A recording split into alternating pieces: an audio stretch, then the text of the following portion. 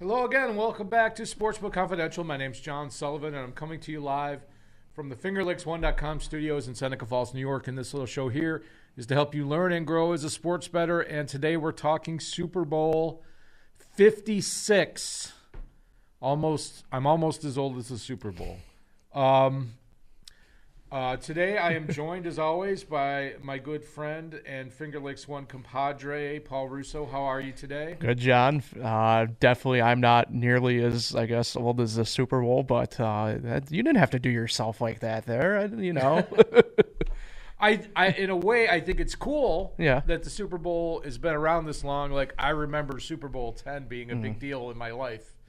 But I have to admit that this is one of the Super Bowls that I am least excited about ever.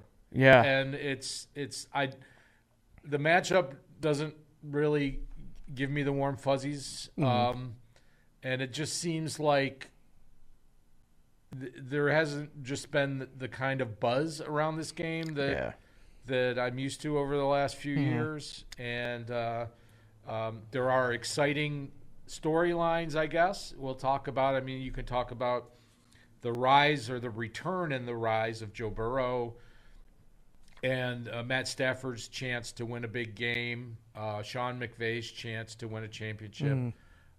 Those narratives are all out there. There doesn't seem to be too many negative press stories. Like, I don't think anybody's been arrested this week. At least not on the active. I was about to say not for either team's active rosters. Yeah, anyway. I was just going to say the active rosters.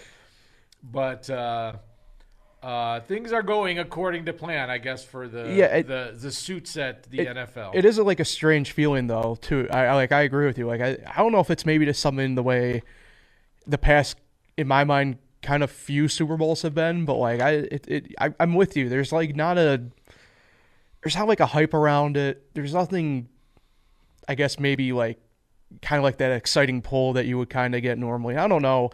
I know we'll discuss obviously some of the stuff anyway, but it's just one of those really weird. I'm with you. It's a really weird feeling about this Super Bowl. Yeah. So I'm hoping that because of that, it's going to be a super exciting game. Yes.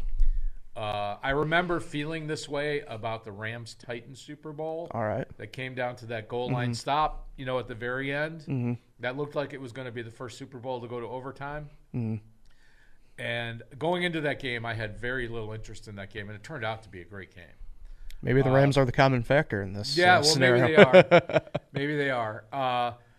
So let's talk some Super Bowl today, and that's all we got as far as topics today. We're going to talk about the game, the matchup, and then we're going to talk about the betting menu, which is huge. And before we get to that, let's do what we always do. I'm going to update my bankroll here.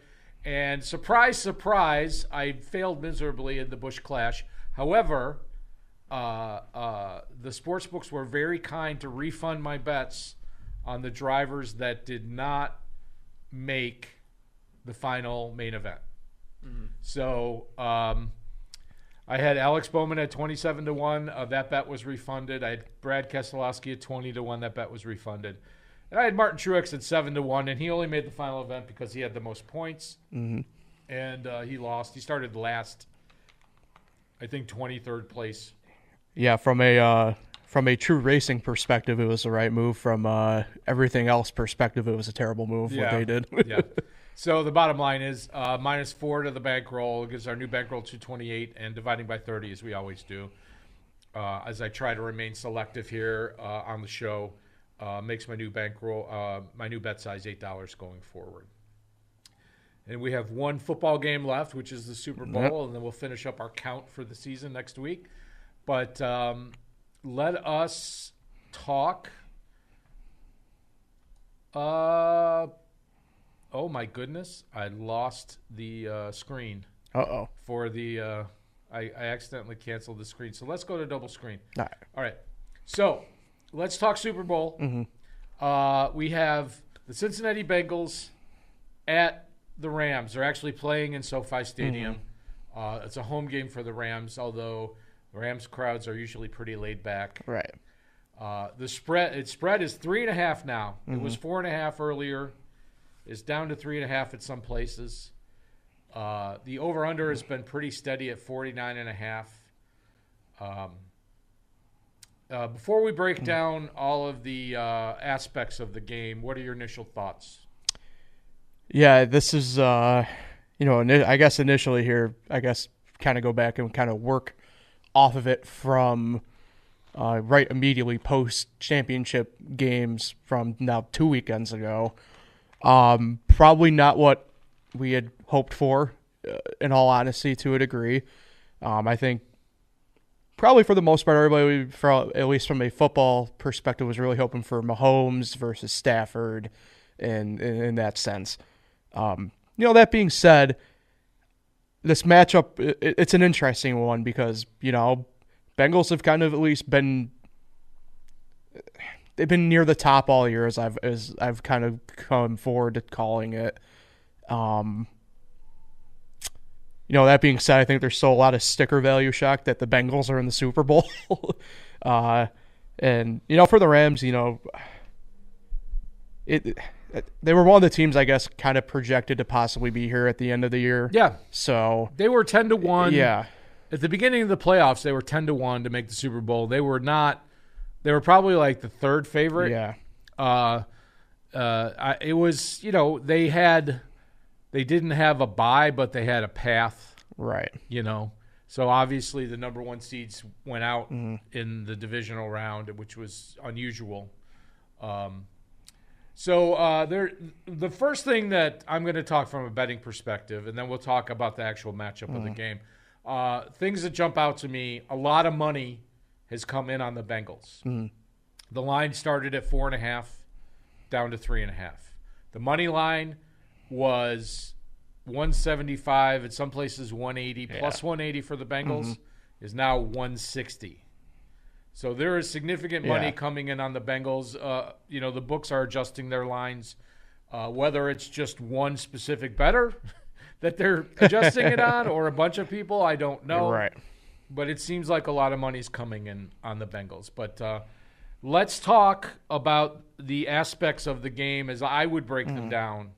And let's start with, let's just say which side you got. If I say offense, which team do you think has the advantage? Is it one side or even? I think it's more even than people may think. I agree. If that being said, if we had to push me to pick one or another, I think I would probably give the edge to the Rams.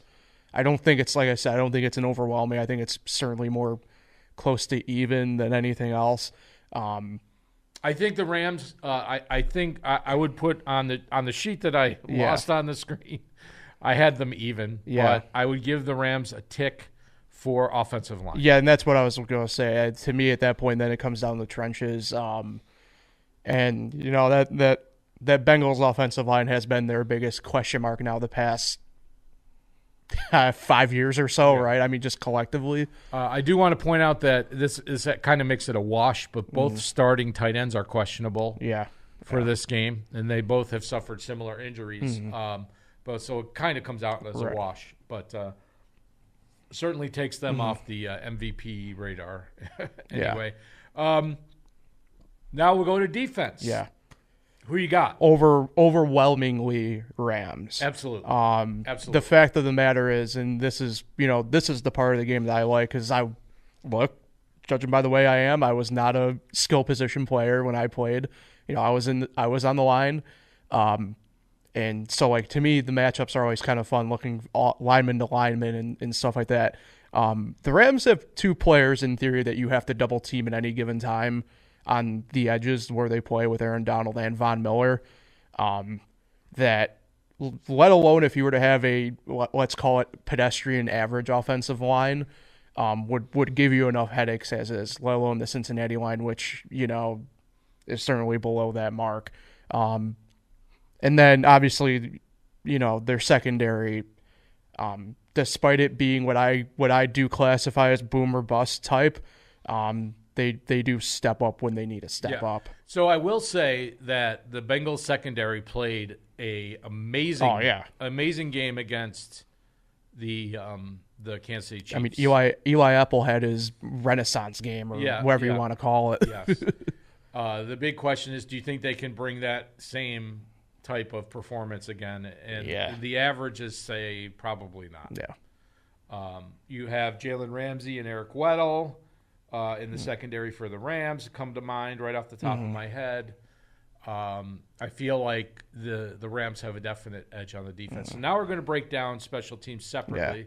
We're going to start with place kicking, not punting, but just place kicking. Yeah. Obviously, I think that goes to the Bengals.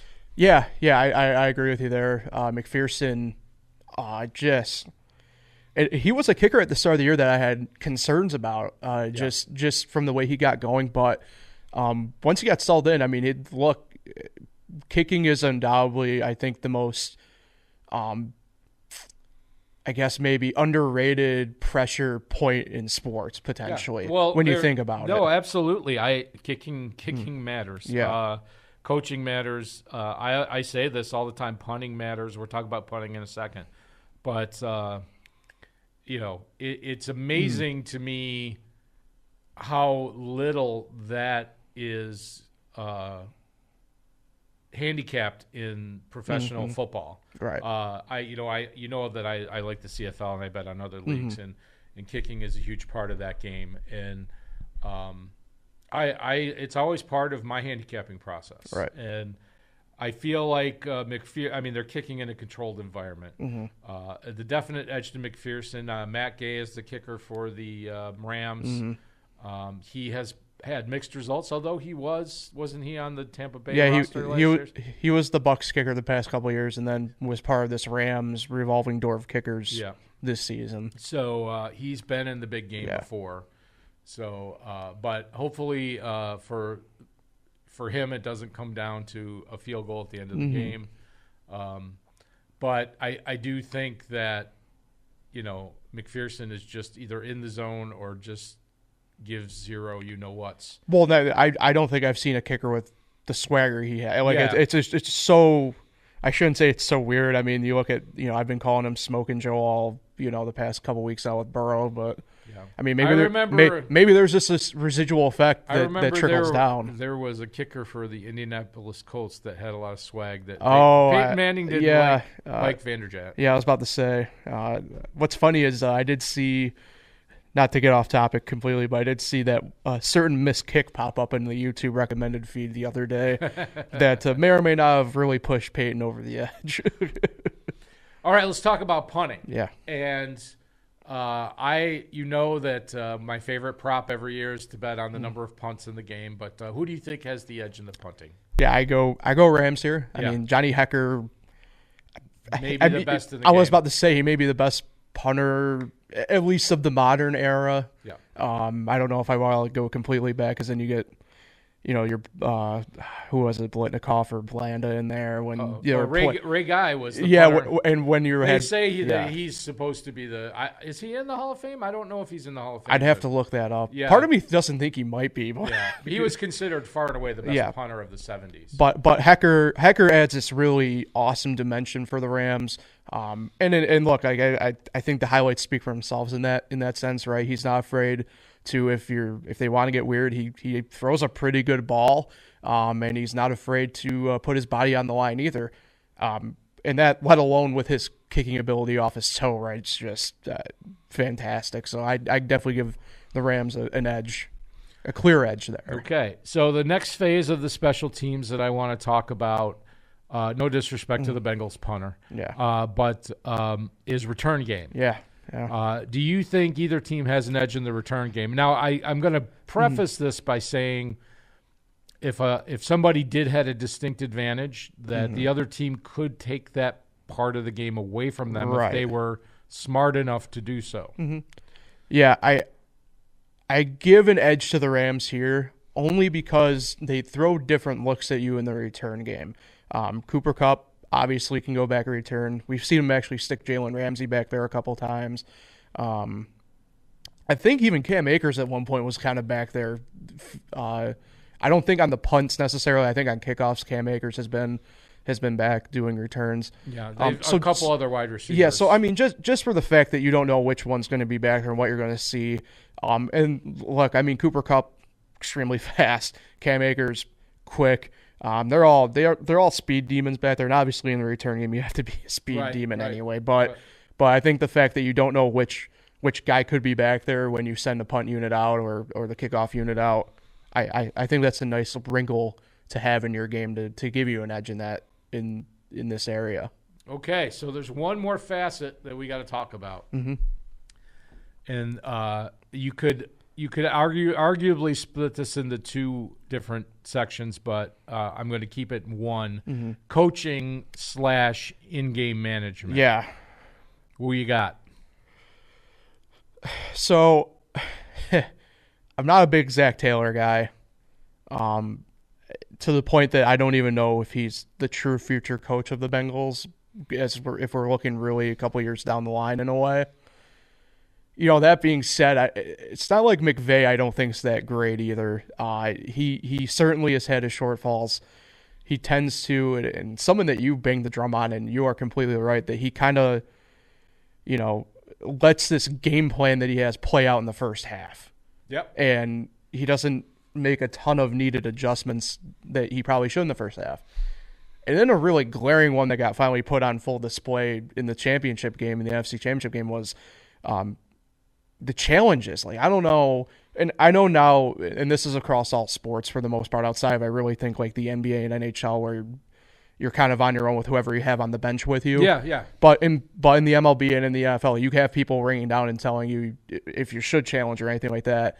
And with McVay, I don't know if he has somebody in his ear really telling him to challenge it or not or whatever, but those two challenges could have really cost him, and almost did cost him in the timeout game at the end of the NFC Championship game. So yeah, I have my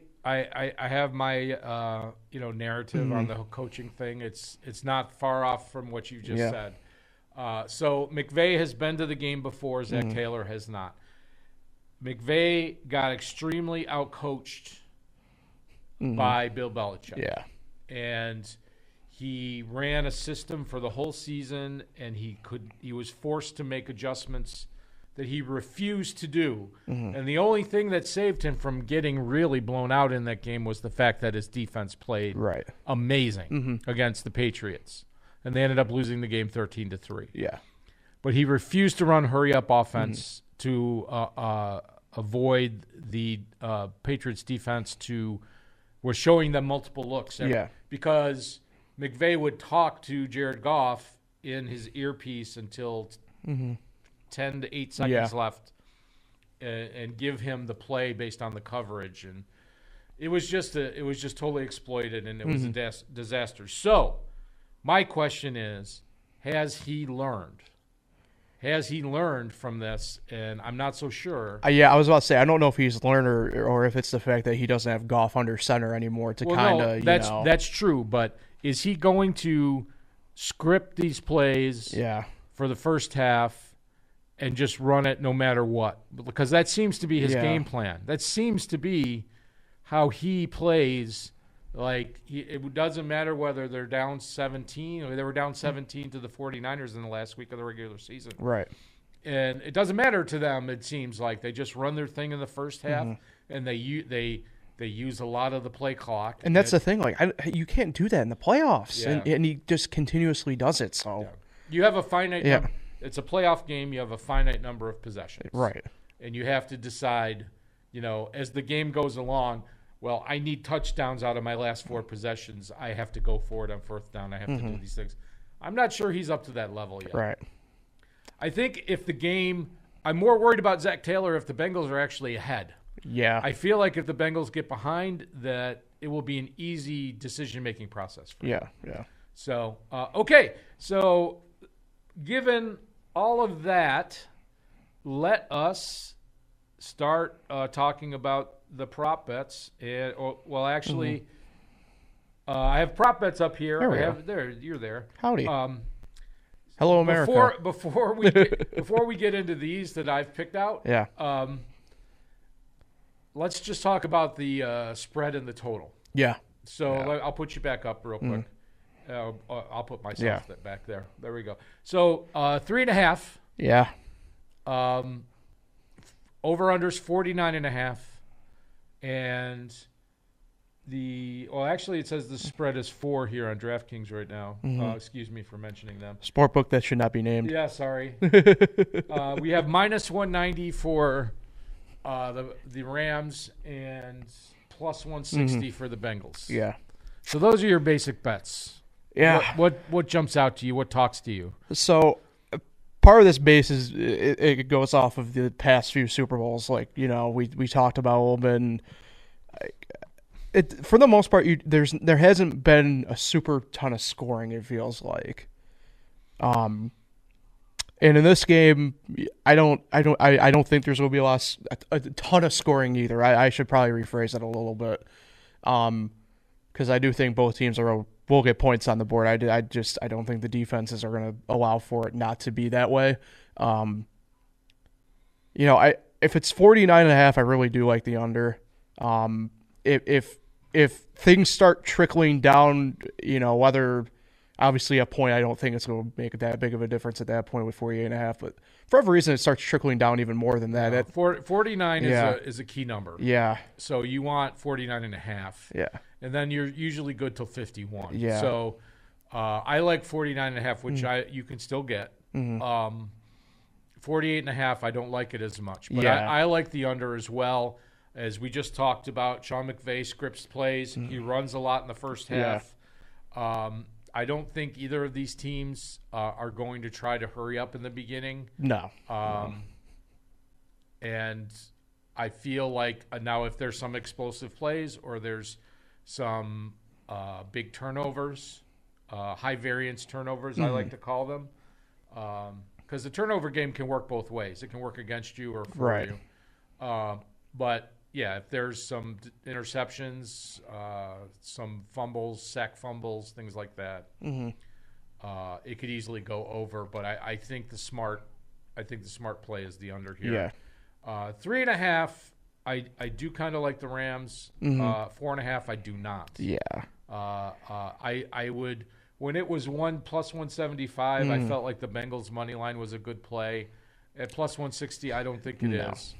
And I'm not laying minus 200 on either side in this game. So and the tough part is too with the one sportbook that should not be named, where it is sitting at 4 right now, and that to me it's hard to get a gauge completely on because you mentioned. I still think I would probably take the Rams here minus 4 if it's up that high,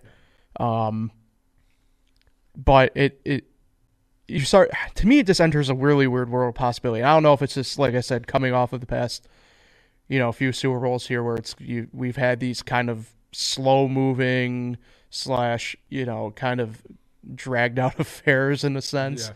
Well, I think, it's interesting because both of these teams played conference championships where the final score was a 3-point differential. Yeah. And, I think it's interesting that the spread has never even gotten close to 3. Yeah.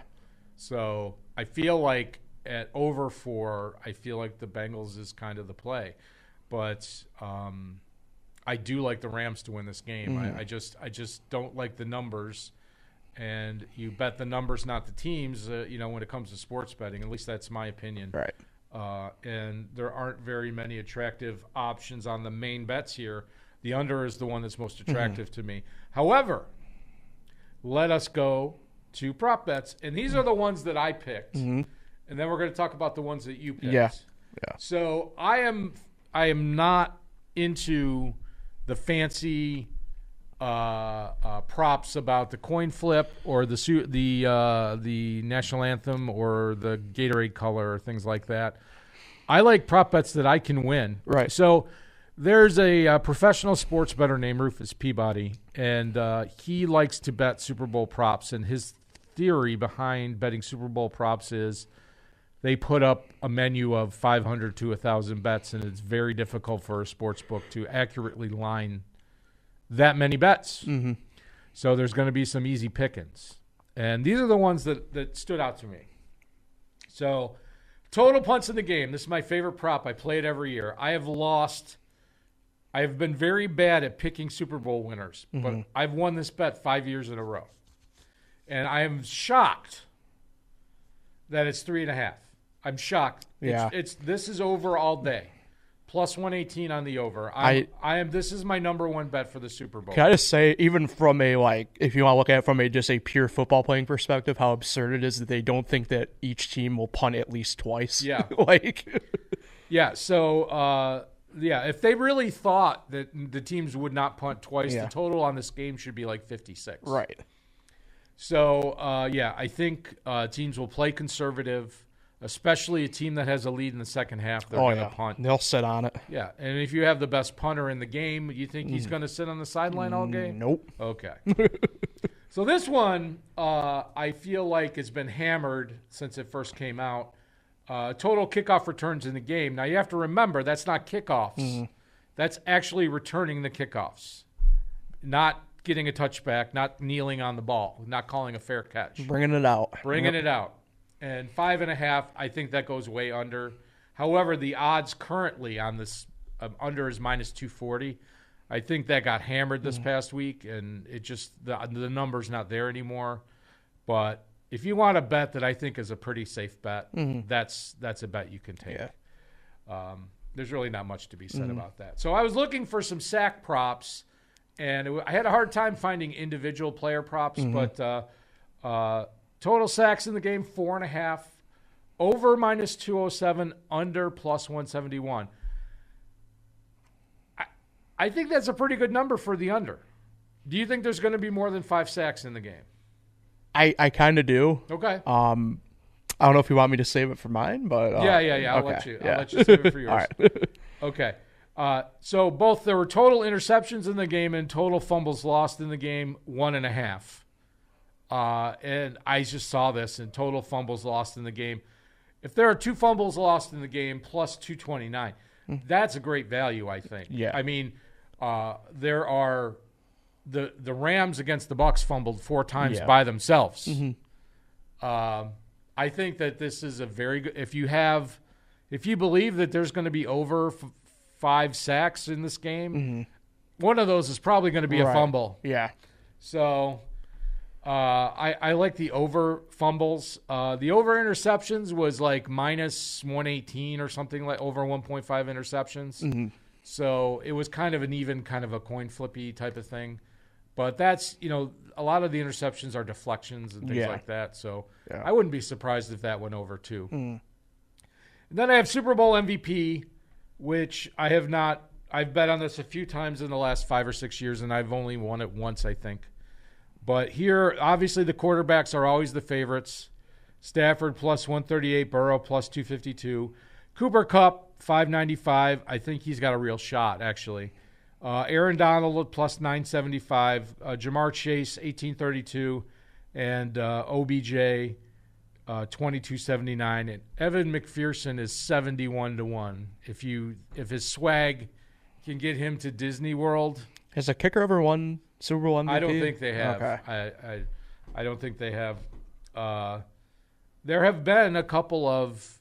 I know Super Bowl V was won on a last play field goal, and there's been a few other games. Obviously, the Bills lost on a last play field goal, but. Those are the props that appeal to me, and I'm all over the punts prop. I feel like the kickoff returns is a very safe bet, and I feel like the fumbles going over is really good value. Yeah. So I'm gonna turn the mic over to you. Howdy. Let's do it. What you got? Yeah, so we'll start with the sack one, in all honesty, because I do like the Rams sacks over 3.5. Okay. It's sitting at plus 105 right now at a sportbook that should not be named. I'm basing that off of the fact that the Bengals offensive line is horrendous. I mean, Joe Burrow. I feel like if they start really dropping back and having to throw, I think he'll be on the run a lot. Yeah. So that in turn leads me to think I also like the total sacks for the game over the one I saw was at 5.5. What are the odds on that? So that one's plus 110. Yeah, you got to shop around. I think you can do better right, than that. right. And I just looked at one book really quick this morning to pull my stuff and get that ready to go. But I really do like the sacks in this game. I think Stafford gets sacked at least once or twice. Right, and that's the thing. The Rams line's certainly not perfect, but they're certainly, in my mind, not as bad as Cincinnati's. I think it's kind of an even playing field as far as the sacks goes because Burrow is much more mobile. Right. Than Stafford is, and so obviously Stafford more experienced, but I think Stafford goes down at least once or twice. Oh, for sure. At that point, kind of move to another one. Now, despite me liking the under, I do like a prop that has both teams making 2 field goals each in the game. I saw that at plus 250. Wow, that's good value. Yeah, I really do love the value on it. Now, we mentioned McPherson, and this is the thing, right? If both defenses kind of do the bend not break aspect of it, eventually, you're going to have a 4th down that you're in field goal range. Obviously, we know about McPherson. Gay's not a terrible kicker by any means. No, I don't think he has the range. Right, he just does not. I think once you get over 50, it's right. It gets shaky with him. I think once you get to maybe 45, even it can get shaky with him. But that being said, I think points are going to be very much a premium in this game. I have a hard time believing that, or I'd hope I have a hard time believing that either coach will be dumb enough not to leave 3 points on the board potentially. Yeah. In that scenario. Yeah, and if you believe that they're going to each kick 2 field goals, the under is definitely more under 49 and a half is definitely play. Now I do like, and this has to do with how they kind of use him, so Jeremy Pirine for the Bengals, kind of their second string running back. Yep. What's interesting with him, he has his over-under of rush and receiving yards is 14.5. He does get I don't recall him getting any jet sweeps recently, but he does get passes out. He had that HB screen touchdown pass against the Chiefs for, as you said, with the example there. I do like that over, more so that they do also hand off to him every now and then. That's what I saw this morning was sitting at minus 115. Obviously, maybe not tremendous, super great value by any means, but if you want, maybe it's just one of those you want to keep your bankroll rolling a little bit. I'm sure there's a couple of player props that are probably good value. Right. I just did not. Like I said, this game has really not appealed to me. I did not go through any of the player props. Yeah, and the other thing too, because you mentioned the tight end scenario, right? And I wrote down their odds for an anytime touchdown here because if they do play, they do get targeted in the red zone with Uzma and Higbee. Uzma's sitting at plus 250 and Higbee plus 230 anytime touchdown. Mm-hmm. This one's tough because the closer you get to game time, obviously they'll say who's in or out or whatever. But if they're in, if they both are going to be playing, I can't imagine either one of those lines really shifting dramatically. In essence, I don't. Maybe like I said, I don't. Just based on how I feel the game will play, I don't super love them. But if you were to go and try and find a value anytime touchdown, I really do especially love Uzma at plus 250. I would. I have no idea what the odds are, but the first thing that pops into my head is if you're going to do an anytime touchdown, I think Sony Michel is probably on the list. Yeah, he was another one I saw. I think he was. Don't quote me. I want to say it was like plus 300-ish or something like that. Yeah, maybe even a bit longer. Yeah, that would be the one guy that would pop in my mind. Yeah. But again, shop around. If you're watching this, shop around. That's the other key thing, right? As you mentioned, shop around. I bet you, well, for sure, one book's not going to be the same to another. So you got anything else? I think that's pretty much it. Okay. I'm like you. It's a tough Super Bowl to obviously bet the common stuff, and then once you get into the props, you can have, in my mind, fun. I'm with you. I'm not super big on the the ridiculous stuff, right? Of how long the anthem will be, or what. Gatorade. Although to be fair, I have a hunch it will be purple glacier freeze for Gatorade this year potentially. But I'm not. It's just one of those things where, in like the people who are obsessed with like the coin flip, I'm like, yeah, cool. Just bet something else in a prop sense that you have in theory, more control over, I guess, than a coin No, flip. Well, the thing about the coin flip, for what it's worth, is, in my opinion, even though it's like minus 115 on each side, which is bad value. Yeah. If you are betting on the coin flip as opposed to betting like buying a scratch off, I think you're making a smart move because your chances of winning are 50%. Right. And it's way better than what you're getting in a scratch off. So okay, in that sense, yeah. In that sense, yeah. So we're gonna wrap things up here, and let me put my picks up on the board, and then you can join in if you have the fun with what you got. Yeah. So I've decided on 3 plays for the big game. Bengals and Rams under 49.5 minus 110. That's my main play, and my main prop that I play every year is the number of punts in the game. It is probably one of the least popular props, so it's an easy one to beat. Over 3.5 plus 118. I'm taking that all day long. And then I'm going to go with the over 1.5 fumbles loss as opposed to 1.4. I'll say what makes the 10th that difference there. That difference. plus 219, I think that's just great value. Yeah. And it could happen on either side. So it's, and that's the thing too with that. All you need is each team to have it happen once for them. Yes. Yeah. So, but risking a unit on each for those payouts is just tremendous value. So, any final thoughts? You want to share any wagers? Yeah. I'm going the under. All right. We're both in agreement. Yeah. I feel like that's a really slam dunk. I am going to do my field goals, the plus 2 or the 2 for each. I think that's a good bet. Yeah. And I'm for sure going to do the Rams sacks, which will probably lead to me also doing the 3.5. Yeah, doing the total game sacks as well to some degree. Yeah. So if you look around, you can find some great values, and the lesson to be learned here is that these great values exist on the betting board almost every day somewhere. Right. So you get yourself educated. You learn about hockey. You learn about pro ball. You learn about college ball. You find value in certain spots, and that'll help you be a more successful sports bettor, and that's why we're here. So everybody have a great weekend. Enjoy the game. Don't eat too much pizza. And hopefully we'll have an exciking game to talk about next week. For sure. We'll just play the outro music, and we'll get it done. So thanks, everybody. We'll see you next time. Take care.